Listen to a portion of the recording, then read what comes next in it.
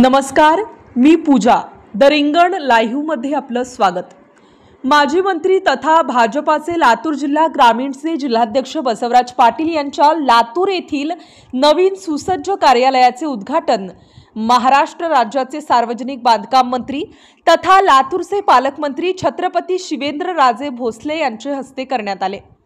यावेळी माजी पालकमंत्री आमदार संभाजी पाटील निलंगेकर, औशाचे आमदार अभिमन्यू पवार, लातूर ग्रामीणचे आमदार रमेश आप्पा कराड, माजी आमदार शिवाजी पाटील कव्हेकर, भाजपा नेत्या डॉक्टर अर्चनाताई पाटील साकुरकर, माजी जिल्हाध्यक्ष दिलीप देशमुख, लातूर शहर जिल्हाध्यक्ष अजित पाटील कव्हेकर, प्रेरणाताई होनराव, गुरुनाथ मगे यांच्यासह जिल्ह्यातील सर्व पदाधिकारी व भाजप कार्यकर्ते मोठ्या संख्येने उपस्थित होते.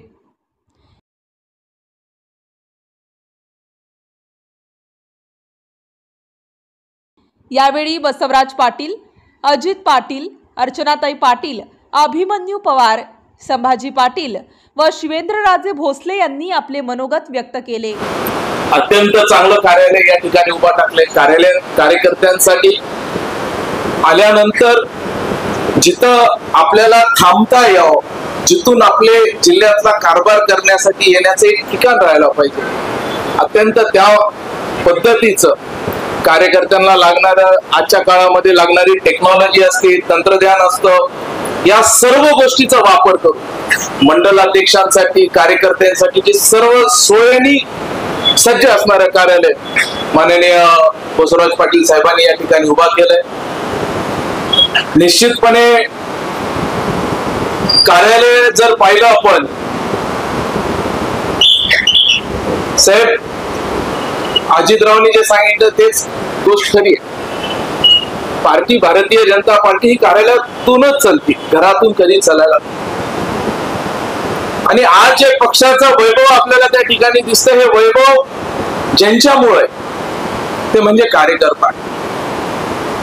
कारण कार्यकर्त्यांचा आपणच आता सांगितलं, आमच्या कार्यकर्ता जास्त अपेक्षा ठेवणारा कार्यकर्ता नसतो. छोटा मोठा म्हणजे साहेब, आपण काँग्रेस मधला देखील, राष्ट्रवादी मधला देखील कार्यकर्ता पाहिले आणि आता आपण भारतीय जनता पार्टी मधला कार्यकर्ता देखील पाहतो. या कार्यकर्त्यांची अपेक्षा ही फार काय मोठी नाही, ती म्हणजे सन्मानाची, स्वाभिमानाची. आल्यानंतर त्याला सन्मानाने बोललं. तुम्ही त्याला ज्यावेळेस दोन शब्द सन्मानाने, स्वाभिमानाने ज्यावेळेस बोलताल, त्याचं स्वागत करताल, त्याला विचारपूस करताल, हा कार्यकर्ता त्या ठिकाणी निश्चितपणे अधिक पटीच्या ताकदीने त्या ठिकाणी बाहेर. आणि साहेब, इथं व्यासपीठावर बसणारे आम्हा सर्व मंडळींपैकी लहान मुलाला देखील आवो जावं बोलणारं जर एक नेतृत्व जर कोण असेल ते म्हणजे बसवराजजी पाटील साहेब. प्रत्येकाला सन्मानाने, लहान मुलाला जसं आपण प्रेमाने, लहान मुलाला देखील तुम्ही बघा, त्यांच्या समोर एखादा मुलगा जरी, छोटा मुलगा जरी गेला, त्याला देखील त्यांनी बोलतील, ये बेटा, काय काय नाही, त्यालाही देखील सन्मानाने बोलतील. आणि कार्यकर्त्यांना तर त्यांनी म्हणजे आम्हाला जे माहिती आहे, तर आताच्या थोडासारखं त्यांनी जपतात कार्यकर्ते, ते म्हणजे बसवराज पाटील साहेब. निश्चितपणे भारतीय जनता पार्टी म्हणजे जसं सांगितलं की हा कार्यकर्त्याचा पक्ष आहे. पण हे जे वैभव त्यावेळेस प्राप्त होत असताना कधी कधी आपल्याला देखील आपले पाय जमिनीवर ठेवावं लागतात आणि पुढे चालावं लागतात नेतृत्व. मी अधिकचा वेळ घेणार नाही साहेब, पण एक उदाहरण, मी एक दोन उदाहरण सांगून, कारण आगामी निवडणुका कार्यकर्त्यांच्या निवडणुका, त्या अनुषंगाने आपल्याला देखील बोलणं गरजेचं आहे. एका शेताच्या बाजूला म्हणजे आता आपल्याला माहिती आहे, पेरण्या झाल्या, पिकं चांगले, पाटील साहेब परिस्थिती चांगली आहे पिकाची, सगळेजण समाधानी आहे पिकाची परिस्थिती पाहता. आणि असाच एका शेताच्या बाजूने एक माणूस चलत असताना त्यांनी असे टुमुकदार कंच पाहिले, ज्वारीचे कंच.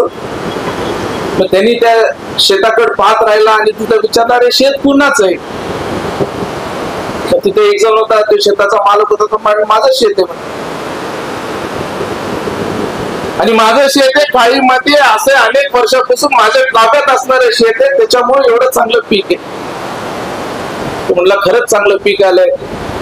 थोडं पुढे गेल्यानंतर तिथं काम करणारा जो शेतातला गडी होता, त्या गड्याने त्याला थांबवलं. त्यांचं मालकाचं काय म्हटले, महिन्यातून कधीतरी एकदा येतो, मी इथं असतो. ह्याची देखभाल, दुरुस्ती, पाणी देणं करणं हे जे कोण करतंय, तर मी करतो म्हणे. त्याच्यामुळे एवढं टुमकदार तुम्हाला हे जेवढं पीक दिसतंय त्याच्यामुळे दिसतंय म्हणे. या दोघांच्या गप्पा ऐकणारा तुझ्या शेतमालकाला जो बियाणं खत देत असतो तो दुकानदार म्हणतो, साहेब या दोघांचं काय म्हटले, माझ्या दुकानातलं बियाणे म्हणून एवढं चांगलं पीक आलं म्हटलं. या दोघांचा काहीच त्याच्याशी संबंध.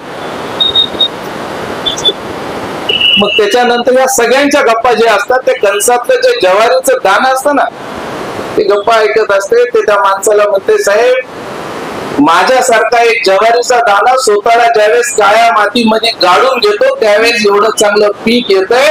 हे म्हणजे भारतीय जनता पार्टीच्या कार्यकर्त्यांनी स्वतःला अनेक वर्षोनवर्ष स्वतःला गाडून घेतल्यानंतर आज ही सत्ता परिवर्तन त्या ठिकाणी दिसते. हे आपल्याला विसरायला नाही तर श्रेय जर कुठं. मग अशा ह्या ज्वारीच्या दाण्यासारखं ज्यांनी बरोबर यांना माझं चूक आहे का, हे जे आम्ही जे कंस जे दिसतोय, चांगले जे पीक आम्ही जे दिसतोय, ते तुम्हा सर्वांनी अनेक वर्ष स्वतःला या जमिनीमध्ये गाडून कार्यकर्त्यांनी घेतलं. त्याच्यामुळे कंस तयार झाले. आता या कंसाला जपण्याचं काम या कार्यालयाच्या माध्यमातून होईल ही अपेक्षा या ठिकाणी व्यक्त करतो. कारण निवडणुका ह्या आता त्यांचे कार्यकर्त्यांचे, ज्यांनी आपल्याला श्रेय दिलं, ज्यांनी आपल्याला मोठेपणा दिला, ज्यांनी आज आपल्याला ही सत्ता निर्माण केली, आज त्या कार्यकर्त्यांच्या निवडणुका आहेत. त्याच्या पाठीशी आपण सर्वजण उभा टाकणं गरजेचं. सध्या परिस्थिती कशी झाली चौकट महाराष्ट्रात आपण बघतो. खरं तर कालचा कार्यक्रम अत्यंत देखणा कार्यक्रम झाला. म्हणजे आम्ही सर्वजण इथं व्यासपीठावर बसणारे सर्व मंडळी बऱ्यापैकी मुंडे साहेबांच्या नेतृत्वामध्ये आम्ही सर्वजण तयार झाले. त्यांचा तो संघर्षाचा काळ आम्ही पाहिला आणि मला वारंवार त्यांनी एक गोष्ट मला जी सांगितली होती आज आपल्या सर्वांना सांगायला हरकत नाही. आणि तीच गोष्ट आम्ही सर्वांनी देखील आमच्या जीवनामध्ये घ्यायला पाहिजे असं मला वाटतंय. मी तरी घेतली. मधल्या काळामध्ये जरा वातावरण, पक्षीय वातावरण जरा अडचणीत होतं आपल्याला माहिती आहे. काही जण साहेबांना सांगायचे, साहेब संभाजी नाराज आहे, संभाजी आपल्या सोबत नाही, असं बोलायचे बद्दल साहेब बसल्या बसल्या. मग येऊन तक्रार करायचे मुंडे साहेबांना, संभाजी आता आपला राहिला नाही, तो चाललाय दुसरीकडे, आता आपला नाहीये. पाशाभाई नाहीये तिथं कार्यक्रमात. मी त्यांना विचारलं असतं, कारण ते होते त्या साक्षीला. त्यावेळेस ना, म्हणजे त्यावेळेस जिल्हा परिषदचे साहेब आपल्याला आठवत असेल एक बैठक झाली, लांबदण्याला एक बैठक झाली. त्या बैठकीच्या नंतरचा हा एक किस्सा होता. नेतृत्व कसं असतंय हे मी आपल्याला सांगतो आणि आम्ही देखील काय वापरायचं असतं ते देखील सांगतो. मुंडे साहेबांना सतत संभाजी आता आपला नाही, संभाजी बदललाय, संभाजी आपल्या सोबत नाही असं सांगायचं. मी नाव नाही घेत त्यांचं. मग मुंडे साहेबांनी मला बोलवलं, जे सांगणारे जे नेते होते त्याला बोलवलं. त्या नेत्याला विचारले की मी तुझ्यासाठी काय, साहेब तुम्ही आमच्यासाठी देव आहात, तुमच्याशिवाय आमचं काय चालणार आहे. मग तुला माझं चांगलं झालेलं आवडतंय का माझं नुकसान झालेलं आवडतं. म्हणजे नाही साहेब आपलं चांगलंच व्हावं साहेब, आमची अशी एवढी हीच इच्छा आहे. त्यांनी म्हटले, बाबा संभाजी जर चांगला नसेल, तुझा जर खरंच माझ्यावर जीव असेल, जर एखादा कार्यकर्ता आपल्यापासून लांब चाललाय तर तुझं खरंच माझ्यावर जीव असेल, त्या कार्यकर्त्याला तू लांब करायला पाहिजे का जवळ करायला पाहिजे. हो मग जवळ करायला पाहिजे, मग तू लांब का करतोस. तू येऊन प्रयत्न करायला पाहिजे की साहेब संभाजीला आता आपल्याला जवळ घ्यावं लागेल, त्याच्या मनामध्ये काय त्याची नाराजगी असेल ती आपल्याला काढावं लागेल. हे काम आता आपल्याला साहेब ते फार जवळीने आपल्याला बारकाईने करावं लागेल. अनेक जण पुन्हा बदल काय ना काय येऊन, पण कार्यकर्ता लांब जायला नको. तो अनेक वर्ष या ठिकाणी तो सतत काम केलेला कार्यकर्ता असतो.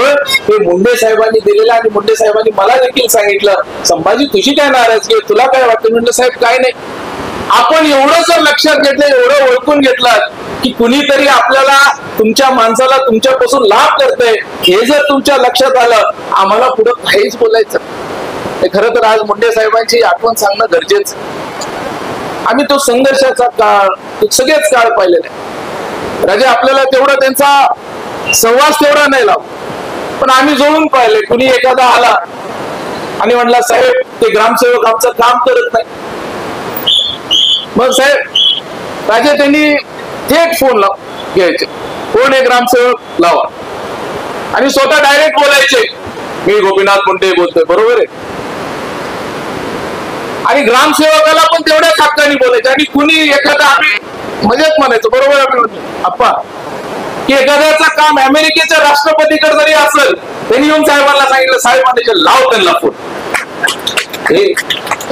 कोणत्याही मोठ्या माणसाला, कलेक्टरला असेल, कलेक्टरला तेच बोलायचे, ग्रामसेवकांना तेच सांगायचे की माझा कार्यकर्ता याच्या पाठीशी तुम्हाला उभा टाकायला पाहिजे. हे आपल्याला आवर्जून त्या ठिकाणी आपल्या नेतृत्वाने दिले. तो काय कसं आहे त्याचं ऐकून घेणं, त्याला बोलणं, आणि त्याच्यासाठी लगेच हातातला फोन घेणं, आणि फोन लावून कलेक्टर असतील, SP असतील, कुणालाही सांग. इथल्या लातूर एअरपोर्टचं एक उदाहरण आहे. लातूर एअरपोर्टचं एक उदाहरण आहे, थोडं संवेदनशील आहे, पण त्याच्यातला शब्द बाजूला ठेवतो आणि सांगतो. नॉर्थ इंडियन SP होता आपल्या इथं, साहेब पालकमंत्री, साहेब गृहराज्यमंत्री होते, स्टॅलिन बाबू. आणि साहेबांनी आले, त्यांच्याकडे गेला एखादा, आपल्या भागातला एखादा कॉन्स्टेबल होता, साहेब मी या भागातला आहे, तुमचा कार्यकर्त्याचा मुलगा आहे, घरात अशी अडचणी, मला इकडे. साहेबांनी SP ला सांगा तिच्या अडचणी, त्याला तिथं बदली घ्यायच्या इकडे ठेवू. मी एकदा झालं, नाही झालं, परत साहेब एअरपोर्टला आल्यानंतर परत त्याला, साहेब माझं काम नाही झालं, परत SP ला बोलून, अरे काय झालं, मी तुला सांगितलं होतं ना याचं काम कर म्हणून, त्याला दे ना, त्याच्या घरातली अडचण आहे. ठीक आहे सर, मी कर देतो असं काहीतरी म्हटलं असं. तिसऱ्यांदा परत आल्यानंतर त्याचं काम झालं, तर तो परत गेला साहेबांच्या समोर, साहेब माझं काम नाही झालं. साहेबांनी ते SP ला बोलले, क्यू काय झालं उसका क्यू नाही हुआ, त्याला म्हणजे त्यांच्या स्टाईल मध्ये सांगितले. त्यावेळेस SP नी म्हटलं, साहेब वो बहुत सी आदमी म्हणजे फालतू आदमी आहे एकदम. असं त्याच्याबद्दल, त्या कॉन्स्टेबल बद्दल त्यांनी त्यांच्या वरिष्ठ अधिकाऱ्यांनी असा शब्द वापरला, साहेब बहुत ही सी असा आदमी म्हटलं. मग त्यावेळेस साहेबांनी काय म्हटले, अरे बाबा तेरे जैसे सी मैं 100 संभालता हूं, तेरे को एक संभालने में क्या जा रहा है. हे कार्यकर्त्यांसाठी, की राजा मी हे तुम्हाला का सांगतोय तुमच्या लक्षात आलं, म्हणजे ह्या जिल्ह्याला जो स्वभाव माहिती आहे, हा मुंडे साहेबांचा स्वभाव माहित असलेला जिल्हा आहे, की हातात फोन आणि लगेच काम, हे ह्या जिल्ह्याचं वैशिष्ट्य. आणि निश्चितपणे येणाऱ्या काळामध्ये, आणि खरं तर मी राजेला अनेक वर्षापासून पारिवारिक संबंध आहेत साहेब, आम्हाला देखील या गोष्टीचा अभिमान आहे, सर्वांनाच अभिमान आहे. अनेक पालकमंत्री या जिल्ह्याला असतात, पण खऱ्या अर्थाने आपल्याला छत्रपती शिवरायांचा वंशज असलेल्या नेतृत्वाचा, त्यांच्या वंशज असलेला व्यक्ती आपल्या जिल्ह्याला पालकमंत्री म्हणून ज्यावेळेस भेटतो, या गोष्टीचा अभिमान असणारा कार्यकर्ता आहे साहेब. आणि ह्या गोष्टीबद्दल आम्ही मनामध्ये आस्था ठेवून निश्चितपणे या भागामध्ये परत एकदा भारतीय जनता पार्टीचं सत्ता आणि सरकार आणण्यासाठी प्रामाणिकपणे प्रयत्न करतो. शेवटी एवढंच आहे, निवडणूक आहेत साहेब. एक छोटस उदाहरण सांगून मी माझं भाषण थांबवतो. महादेवाचे 2 मुलं असतात, एक कार्तिकेय आणि गणेश. ते लग्न करायचं ठरतंय दोघांचं. मग महादेवाला प्रश्न पडतो की कुणाचं पहिलं करायचं.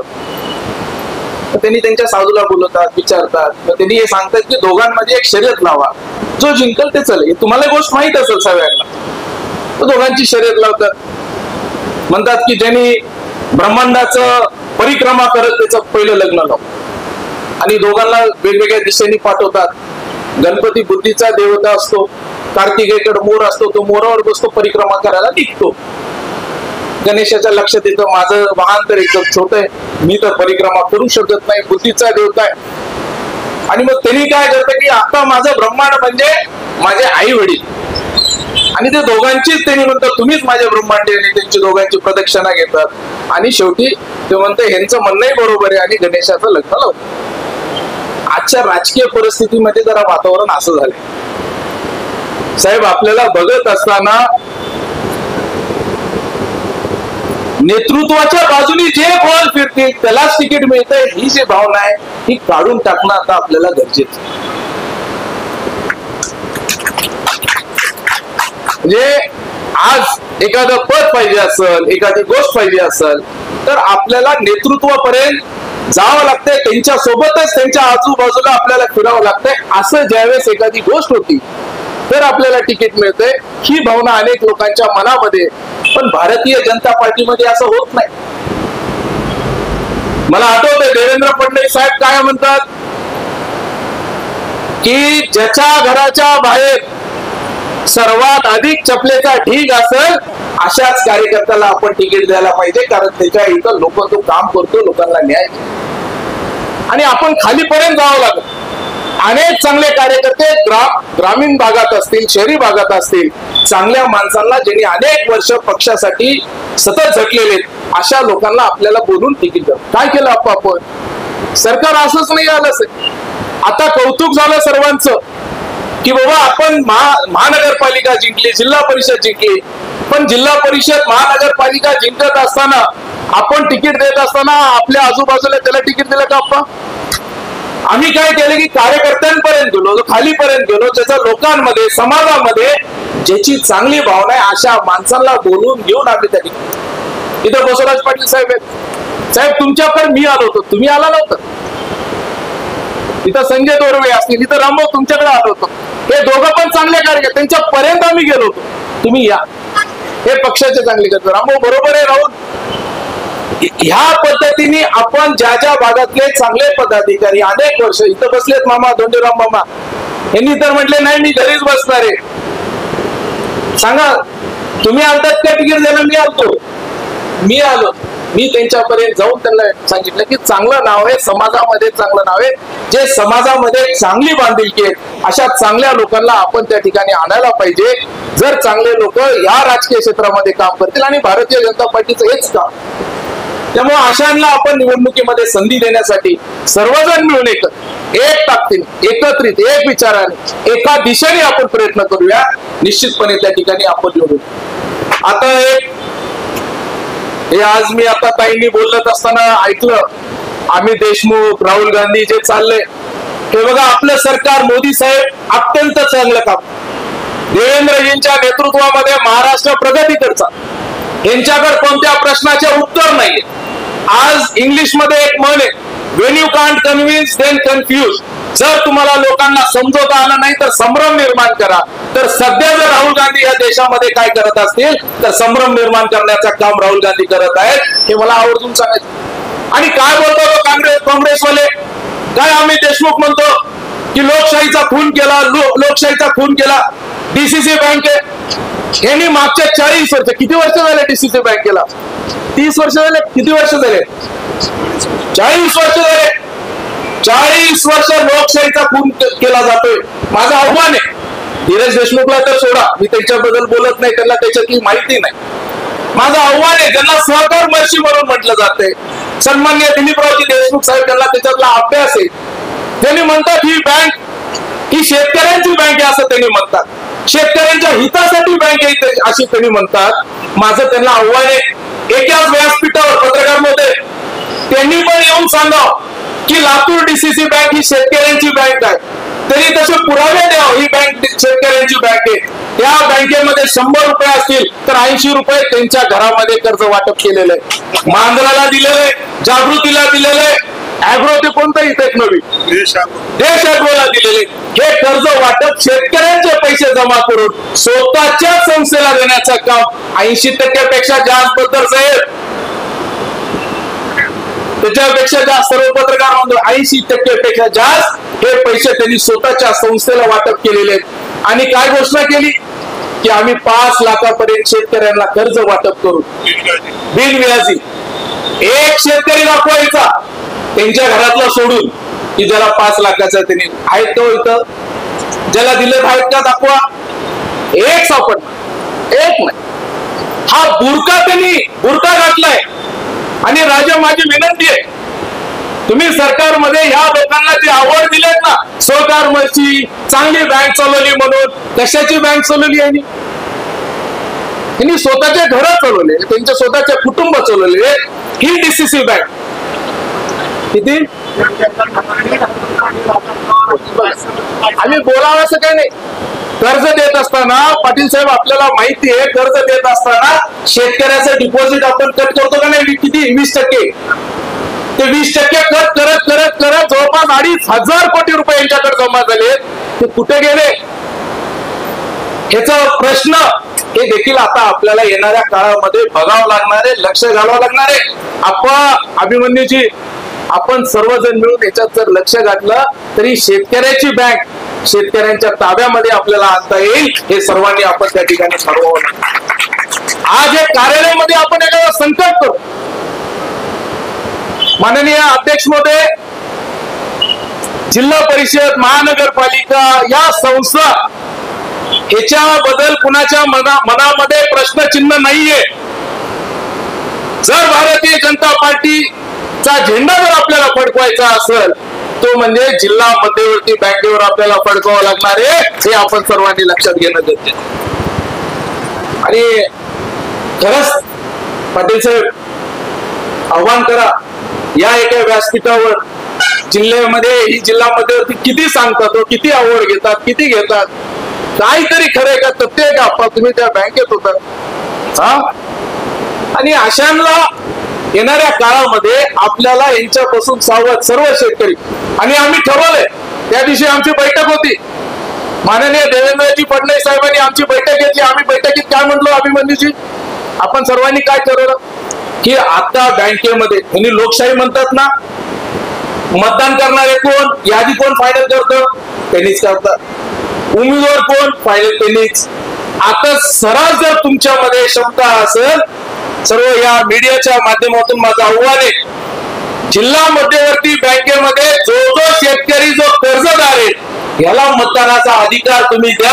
मी खरंच मानत धीरज देशमुखचा सत्कार करू आपण यांनी सर्व शेतकरी सभासद जे कर्जदार आहेत त्यांना मतदानाचा अधिकार द्या आणि तुम्ही निवडणूक घ्या. मी तुमचा सत्कार करतो. हा हिंमत करू शकत नाही. त्यामुळे निश्चित येणाऱ्या काळामध्ये तांत्रिक दृष्ट्या त्यांनी आता तसंच तेच ठरलंय. त्या दिवशी आमचं बैठक त्या दिवशी नाही आव्हान एकदा आपण तर पाटील साहेबांचं म्हणणं बरोबर आहे. आमच्या बैठकीत तेच ठरलंय की आपल्याला त्याच्यामध्ये कायदा पास करणारे आणि आम्ही आणणार आहे. पण पुढच्या माणसाला आव्हान तर करावं लागेल, त्याचा बुरका देखील फाडावा लागेल, त्याला देखील सांगावं लागेल की शेतकऱ्यांवर तुमचं एवढं प्रेम आहे. आपण एक मोहीम करू आपण आपल्या सर्व मतदारसंघामध्ये शेतकऱ्यांची सगळ्यांच्या सह्या घेऊ की आम्हाला मतदानाचा अधिकार द्या. डीसीसी बँकेत जेवढे कर्जदार आहेत त्यांच्या आपण मोहीम बघू करतात. त्यामुळे येणाऱ्या काळामध्ये आपण या सर्व गोष्टीकडे लक्ष देऊया. आणि शेवटी एक अत्यंत देखणा कार्यक्रम. आणि साहेब अनेक जण असं म्हणतात पाटील साहेब आता आलेत पक्षात म्हणतात, मलाही म्हणतात की तुम्ही आता आलात किती वर्ष झाल्यात आम्ही जुनेत. आम्ही मला व्यंकय्या नायडू साहेबांचे शब्द आठवतात. साहेब फार सुंदर बोलत होते, आमचे प्रभारी होते. व्यंकय्या नायडू साहेब आमचे प्रभारी होते. एक बैठक होती, अशा बैठकीमध्ये म्हणत असताना साहब मैं 20 साल से काम कर रहा हूं, उसको अभी अभी आपने जिम्मेदारी. त्यांनी विचारले बाबा आप कितने साल से पार्टी में काम करते हो उसका महत्व नहीं है, आपने कितने लोगों को पार्टी को जोड़ा है उस चीज को महत्व है. तुम्ही पक्षात किती वर्ष झालं, मी आणि माझी बायको दोघच मेंबर, दुसरं कोणी नाही. त्याला काय महत्व आहे? मी माझ्यासोबत पक्षामध्ये किती लोकांना जोडतो, माझी संघटना किती मोठी करतो, ह्या गोष्टीला महत्व आहे. आणि ती क्षमता आम्ही तुमच्यामध्ये पाहतोय आणि हे तुमच्यामध्ये आम्हाला दिसून येत आहे. त्यामुळे साहेब आम्हाला या गोष्टीचा अभिमान आहे. आपण नवीन नाही, आपण ज्या जोडलं, तुम्ही अशी सीट निवडून आणलं,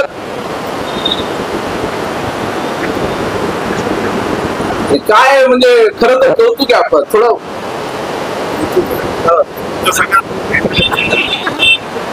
त्यामुळं आपण सगळ्यात कमी निवडणुकीला सांगा अध्यक्षांना, जिल्हा परिषद साठी सज्ज, महानगरपालिका आणि डीसीसी बँक.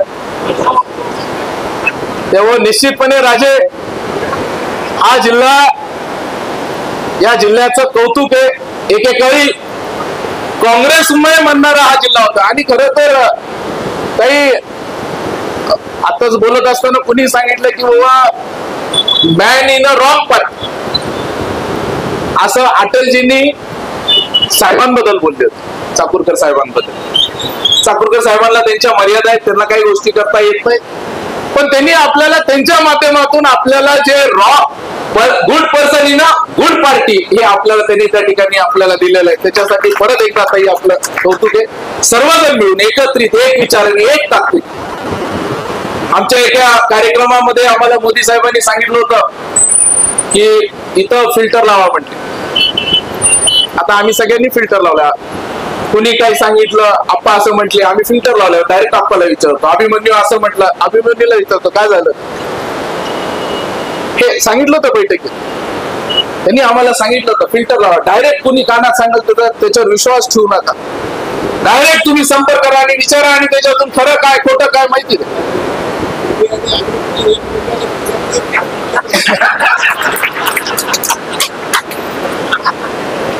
तुमचा पाय गुन्हे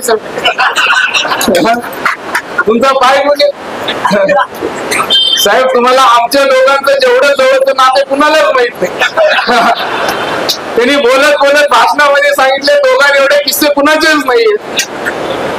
आणि अत्यंत शेवटी बघा, आम्ही सर्वजण कार्यकर्ते, सर्वजण आम्ही कार्यकर्ते, आणि आम्हाला सर्वांना जर मोठं कुणी केलं असेल या भारतीय जनता पार्टीच्या कार्यकर्त्यांनी केलं. जे काही कमी जास्ती विषय असेल हे सगळं बाजूला. आज ह्या कार्यकर्त्यांची निवडणूक आहे. ज्यांनी एवढं चांगलं पीक निर्माण केलं, हे तुमची निवडणूक आहे. मी आपल्याला, आम्ही सर्वजण मिळून एक वचन देतो, कुठंही तिळा एवढा फरक येणार नाही. कार्यकर्ता हा निवडून यायला पाहिजे.